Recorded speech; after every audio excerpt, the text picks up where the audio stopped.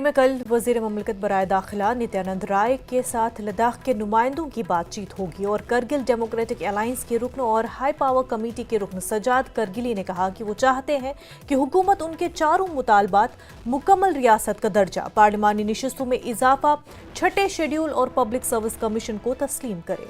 और इसी उम्मीद के साथ आए हैं कि इस मीटिंग में कम से कम कोई राय हल निकले, क्योंकि जितना हम देर कर रहे हैं, जितना हम लेट हो रहे हैं, उसमें लद्दाख को बहुत कुछ खुमियाजा भुगतना पड़ रहा है। खासकर हमारे जो अनएम्प्लॉयड यूथ्स हैं, पब्लिक सर्विस कमीशन का इशू है, अनएम्प्लॉयड यूथ का इशू है। 6 साल में एक भी गेजेटेड पोस्ट की नौकरी लद्दाख में नहीं मिली। ब्यूरोक्रेसी में लद्दाखी अब नदारत है बिल्कुल।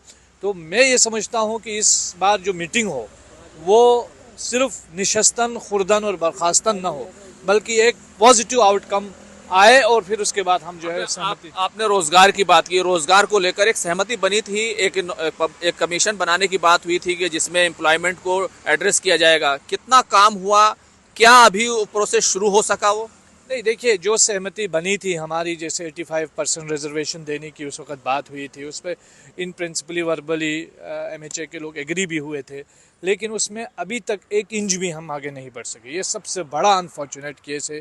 खासकर लद्दाख के यूथ बहुत तेज़ी से सफ़र हो रहे हैं। दूसरा इशू है जो सेफ गार्ड का इशू है। लद्दाख में 6 शेड्यूल की मांग चल रही है, डेमोक्रेसी की बात हो रही है, रिप्रेजेंटेशन। आप बिल्कुल सही कह रहे हैं, 6 शेड्यूल की मांग, और इसी को लेकर तमाम मार्च हुआ लद्दाख से दिल्ली तक। लेकिन MHA की तरफ से जो बातचीत हुई थी 6 शेड्यूल के ऊपर पूरी तरह नाकाम हो गई थी। अब बात की जा रही है 6 शेड्यूल ना हो तो 371 हो। क्या आपको लगता है 6 शेड्यूल का बदल जो है 371 हो सकता है, या 6 शेड्यूल के लिए आप लोग जाएंगे? देखिए, पहले तो सरकार इन प्रिंसिपली एग्री करे कि लद्दाख के इश्यूज हैं, जो हमारे 4 अहम मुद्दे हैं, उनको रिकॉग्नाइज करे, और उसके बाद फिर बारी बारी बात करे उन पे।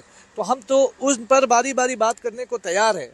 फॉर एग्जांपल, हमारे जो 4 इश्यूज है उस पर अगर सहमति बनाती है सरकार और ये कहती है कि हम इन पे बात करेंगे, तो हम ठीक है, लेट्स फॉर से पहले हम अनएम्प्लॉयमेंट पे बात करेंगे, गेजेटेड पोस्ट पे बात करेंगे। लेकिन मैं 2-3 चीज़ें कहूँगा। पहले तो बातचीत जो है वो एक टाइम बाउंड नेगोशिएशन होना चाहिए, डायलॉग होना चाहिए।